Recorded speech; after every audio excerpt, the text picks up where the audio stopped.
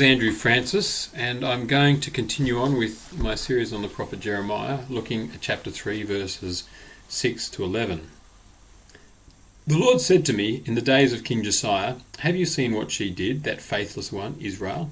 How she went up on every high hill and under every green tree, and there played the whore." And I thought, after she has done all this, she will return to me.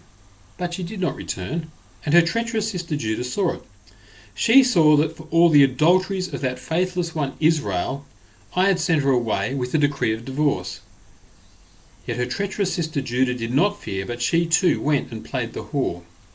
Because she took her whoredom lightly, she polluted the land, committing adultery with stone and tree. Yet for all this her treacherous sister Judah did not return to me with her whole heart, but in pretense, declares the Lord.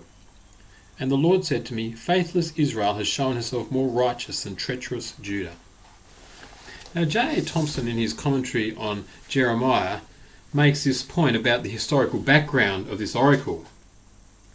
And he says that Judah has not entered quite so deeply into the idolatrous practices known in the north until the fall of Samaria. Okay, so Israel, from the outset, when the kingdoms break away from each other, the southern kingdom of Judah breaks away from the northern tribes of Israel, Israel very quickly heads straight into idolatry. And the results are that we see the Assyrians start to lop off bits of the kingdom, and eventually Samaria itself falls. And this takes place in the days of Manasseh. Now, despite the reforms of Hezekiah, Judah declined seriously after his death. So we see in the Kings how Judah has a good run of being relatively godly, then it goes and has a bit of an idolatrous turn, and then there's a reform that takes place, and then a bit more idolatry, then a reform, etc. And so after the reign of Hezekiah, it says there's this decline that takes place. But during the long reign of Manasseh, things went from bad to worse, and his reign was from 687 to 642 BC. Apostasy is still rampant in the early part of Josiah's reign. There's a lot of idolatry going on. And so Jeremiah is speaking at this time, as it starts in that verse 6, it says, "The Lord said to me in the days of King Josiah." This is the time that we're talking about.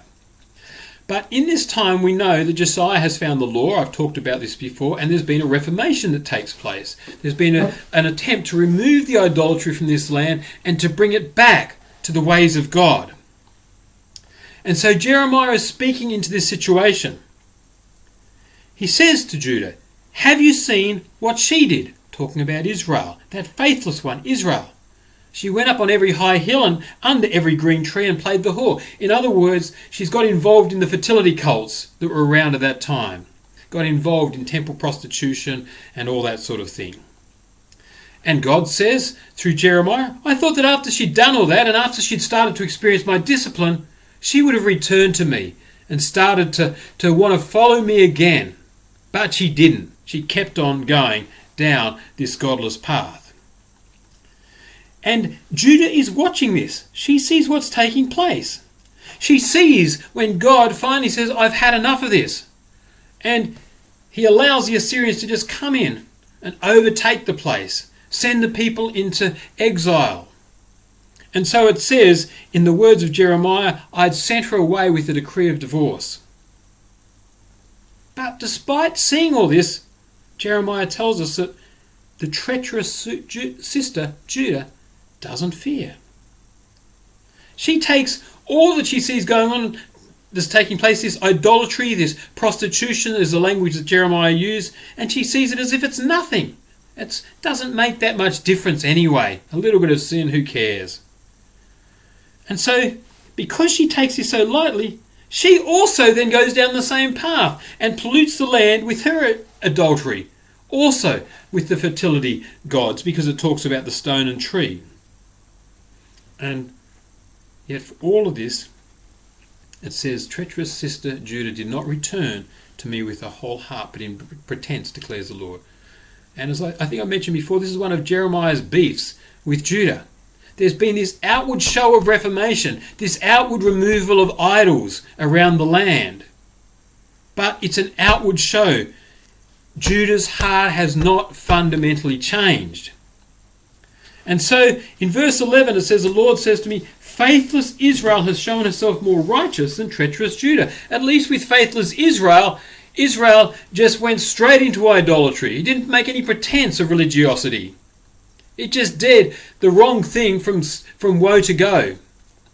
At least Israel had no example to follow of what would be the consequences of their sin. Whereas Judah watches Israel and sees the example of what's going to take place and still follows. So Judah is culpable on two accounts. One, that it's had the example of Israel, and two, that it's made this show of religiosity without a true change of heart. God is not impressed with what is taking place. It's interesting because we can look at the New Testament here, and we look at the Gospel of Luke, and it talks a little bit about this when Jesus is speaking to the Pharisees and the lawyers. While Jesus was speaking, a Pharisee asked him to dine with him, so went in and reclined at table. The Pharisee was astonished to see that he did not first wash before dinner. And the Lord said to him, now you Pharisees cleanse the outside of the cup and of the dish, but inside you are full of greed and wickedness. You fools, did not he who made the outside make the inside also? But give as alms those things that are within, and behold, everything is clean for you. One of the things that sadly I saw a fair bit of when I was in India, in the church there, is often a great deal of emphasis on the appearances of people. Pastors have to wear white shirts and dark trousers. They have to look a certain way.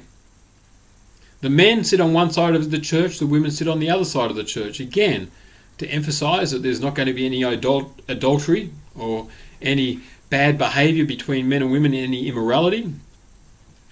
They speak very disparagingly of earrings and jewellery, again outward things.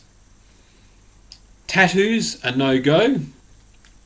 Alcohol consumption is no-go, and a pastor or even a member of the church will be kicked out on the basis of drinking alcohol. There's a great emphasis on the outward evidences of religion, of Christianity. And in some ways, Jesus is not necessarily saying it's bad to express our beliefs in an outward way. But he makes his point very clearly. What's the point of being so focused on the outward if your hearts are in the wrong place? It's a bit like when he talks about adultery previously in the Gospels. He said, you people focus on the way that, if a man actually sleeps with a woman and commits adultery, he says, well, I want to say to you, when a man looks at a woman with lust in his heart, he has committed adultery, and as far as I'm concerned, it's just as sinful. In other words, or to quote Jesus again, it's out of the heart that the mouth speaks. So it's not about simply changing the outside of a person, it's about seeing inward transformation take place, which will evidence itself in the ways that they live their life. It says, woe to you Pharisees, for you tithe mint and rue and every herb, and neglect justice and the love of God. A friend of mine, whilst I was there, pointed out to me, he said, Andrew, in this area where the church is very successful and powerful, he says, look at all these houses here. All the biggest houses are owned by Christians. And he says the Hindus don't own such big houses. They're nowhere near as rich, and many of them are very poor. And for him, it was evidence of the work of God.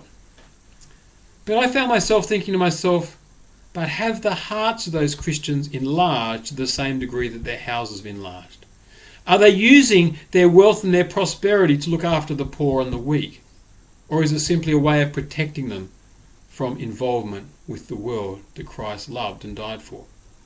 And they were the questions that were coming to mind. And that's one of the questions I think we need to look at it ourselves, because, we can go to church every Sunday, if that's what we're into, and I have issues with that sort of theology anyway.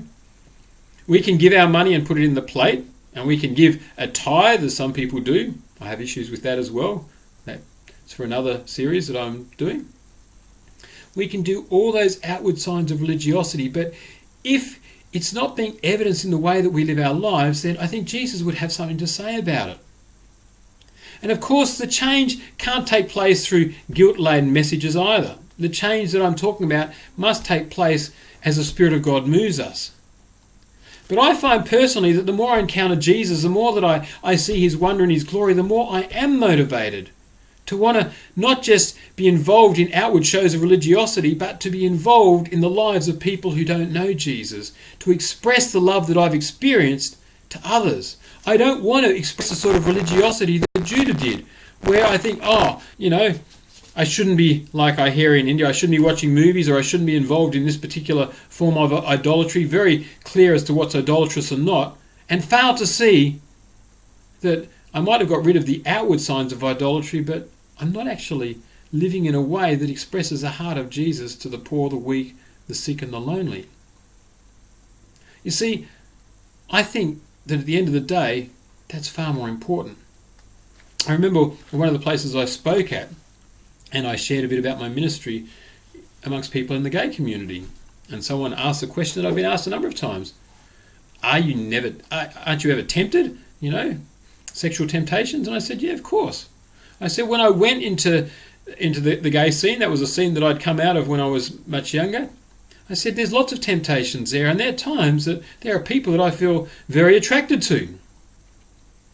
But I explained, I would prefer to be where I think Jesus would be, that's one issue, but I prefer to be doing the work of God and reaching out to people who otherwise would never have an opportunity to hear the message of the love of God found in Jesus Christ, with the possibility that I might end up committing adultery, than never being in a place where there's any possibility of committing adultery, and never being in a place where I can share the love of Jesus with people. You see, the biggest goal in my life is not to keep up an outward show of morality and Christianity. The biggest desire I have is to live a life that is consistent with what I see in Jesus Christ, to be a Christ-like witness of what I see in him. And that's what I think Jeremiah challenges us about. That's what Jesus challenges us about in Luke's Gospel. That we might have a heart that exhibits the heart of our Father. I think if we've got that, then we don't need to worry about the outward religiosity anyway. I think the New Testament, in fact, would actually tell us not to be so concerned about those things. To me, it doesn't worry me too much. I know some people prefer their more ritualized church services. They prefer a whole lot of different things. And I think, it doesn't worry me. But it's how people live their life that's important. It's how they express their love to one another.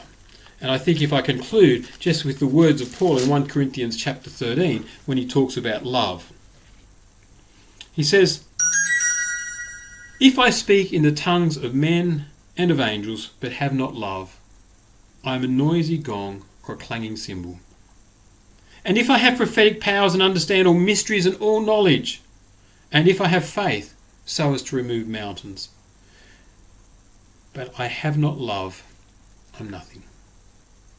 If I give away all I have, and if I deliver up my body to be burned, but I have not love, I gain nothing." So make love the goal. Keep on looking into the face of Jesus Christ. And I don't think we can do anything else but live a life that is consistent with what we see in him. God bless.